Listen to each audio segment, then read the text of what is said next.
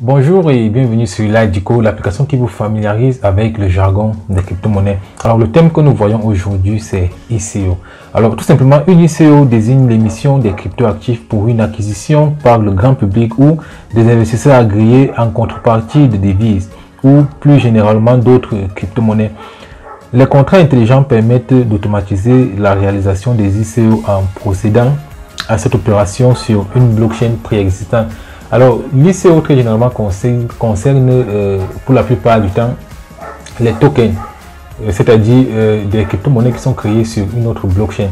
Alors, cela consiste donc à faire quoi? Cela consiste à l'entreprise qui est à l'origine de cette crypto-monnaie, donc de récolter les fonds pour le développement de cette crypto-monnaie. Parce qu'il faut savoir, lorsqu'on crée une crypto-monnaie, c'est parce qu'il y a un projet derrière. Et donc, pour réaliser le projet, l'entreprise a généralement besoin de financement, besoin de liquidité pour pouvoir réaliser le projet. Et donc, c'est à travers ces ICO que l'entreprise va donc récolter ses fonds.